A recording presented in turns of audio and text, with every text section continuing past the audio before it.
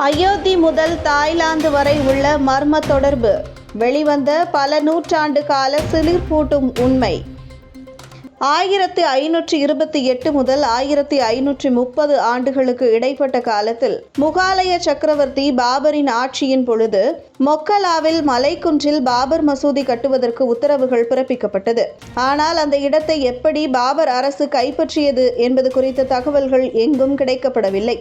ஆனால் மசூதி கட்டப்படுவதற்கான உத்தரவுகளில் இருந்து கட்டிடங்கள் முடிக்கும் வரையிலான விபரங்கள் பாபர் மசூதியில் காணப்படும் கல்வெட்டுகள் மற்றும் அரசு ஆவணங்களில் கிடைக்கிறது. அதற்கு பிறகு இந்த இடம் குறித்த சர்ச்சைகள் உள்ளூர் மக்களிடையே பெருமளவில் வெடித்தது.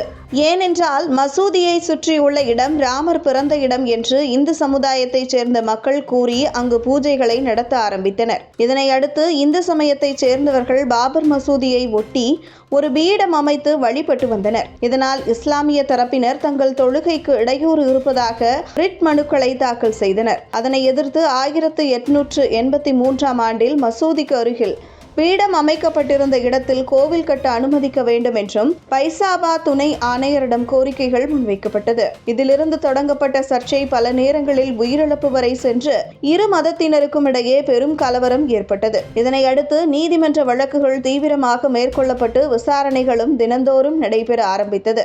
விசாரணையில் ஒரு பகுதியாக இந்திய தொல்லியல் துறையை பாபர் மசூதி இருந்த இடத்தில் ஆய்வு மேற்கொள்ள வேண்டும் என நீதிமன்றம் உத்தரவிட்டது. இதில் கிடைத்த அறிவியல் ஆதாரங்களை அடிப்படையாக வைத்து கடந்த 2019ஆம் ஆண்டு உச்சநீதிமன்றம் அயோத்தியின் வழக்கில் உள்ள சர்ச்சைக்குரிய இடம் ராமர் கோவில் கட்டுவதற்காக ஒதுக்கப்படுவதாகவும் அதே அயோத்தியில் வேறு பகுதியில் மசூதி கட்டுவதற்கு 5 ஏக்கர் நிலம் வழங்கப்படும் என்றும் தீர்ப்பளித்தது. இதனையடுத்து மத்தியில் ஆட்சியில் இருந்த பாஜக அயோத்தியில் ராமர் கோவில் கட்டுவதற்கான பணிகளை தீவிரப்படுத்தி தற்போது கட்டுமான பணிகள் முடிக்கப்பட்டு பிரம்மாண்டமாக ராமர் கோவிலை அயோத்தியில் எழுப்பியிருக்கிறது. இதனையடுத்து கடந்த ஜனவரி 22ஆம் தேதியன்று ராமர் கோவில் கும்பாபிஷேகமும் பிரம்மாண்டமாக உலக மக்கள் அனைவராலும் போற்றப்படும் வகையில் சிறப்பாக நடைபெற்றது. இந்த நிலையில் இந்தியாவில் மட்டும் அல்ல, தாய்லாந்திலும் உள்ள அயோத்தி கோவில் இருப்பதாக ஒரு பெண் தாய்லாந்தில் உள்ள அயோத்தி குறித்து பேசும் வீடியோ தற்போது இணையத்தில் வைரலாக உள்ளது.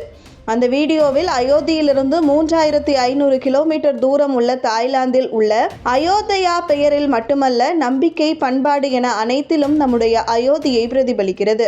இவையெல்லாம் எங்கிருந்து ஆரம்பித்தது? காஞ்சிபுரத்தை தலைநகராக வைத்து தென்னிந்தியாவை ஆட்சி செய்த பல்லவர்கள் தாய்லாந்துடன் நல்ல வணிகத்தையும் மேற்கொண்டிருந்தனர். பல்லவர்கள் வைணவத்தை பின்பற்றியதால் வைணவம் தாய்லாந்து வரையும் சென்றது. தாய்லாந்தில் வைணவம் மிகப்பெரிய தாக்கத்தையும் ஏற்படுத்தியது. தாய்லாந்தின் ஒரு ராஜ்யத்தில் உத்தோங் என்ற ஒரு மன்னர் அரியணை ஏறிய பொழுது தன் பெயரையே ராமதிபோடி என்று மாற்றிக்கொண்டு தன் ராஜ்யத்திற்கு அயோத்தியா என்று பெயர் வைத்தார்.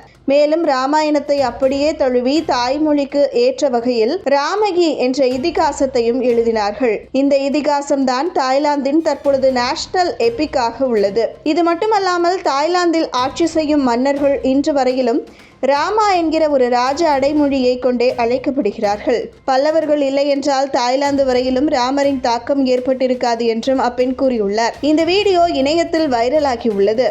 தாய்லாந்துல ஒரு அயோத்தி இருக்குன்னு சொன்னா நீங்க நம்புவீங்களா? அயோத்தியிலேருந்து 3500 கிலோமீட்டர் தூரத்துல இருக்கிற தாய்லாந்தோடைய அயோத்தியா பேர்ல மட்டும் இல்ல, நம்பிக்கை, பண்பாடுன்னு எல்லாத்துலயுமே நம்ம அயோத்திய பிரதிபலிக்குது. இதெல்லாம் எங்கிருந்து ஆரம்பிச்சது? காஞ்சிபுரத்தை கேபிட்டலா வச்சு தென்னிந்தியாவை ஆட்சி செஞ்ச பல்லவர்கள் தாய்லாந்தோட நல்ல வணிக தொடர்புல இருந்தாங்க. பல்லவர்கள் வைணவத்தை ஃபாலோ பண்ணதுனால வைணவத்தோட இன்ஃபுளுன்ஸ் தாய்லாந்து வரைக்கும் ஸ்ப்ரெட் ஆச்சு. தாய்லாந்துல வைணவம் மிகப்பெரிய தாக்கத்தை ஏற்படுத்துச்சு. தாய்லாந்தோடைய ஒரு ராஜ்யத்துல உத்தோங் அப்படின்ற மன்னர் அரியணை ஏறினப்போ தன்னுடைய பேரையே ராமதிபோடின்னு மாத்திக்கிட்டு தன்னுடைய ராஜ்யத்துக்கும் அயோத்தியை தழுவி அயோத்தியான்னு பேரு வச்சாரு. ராமாயணத்தை அப்படியே தாய் வருஷனுக்கு ஏத்த மாதிரி ராமகேன்ற இதிகாசம் எழுதினாங்க. இந்த ராமகேன் தான் தாய்லாந்தோடைய நேஷனல் எபிக். அது மட்டும் இல்ல, தாய்லாந்து ஆட்சி செய்யற மன்னர்கள் இன்னைக்கு வரைக்கும் ராமா அப்படின்ற ராயல் டைட்டில்ஸ் மூலமா தான் வழங்கப்படுறாங்க. பல்லவர்கள் இல்லனா இது எதுவுமே நடந்திருக்காது.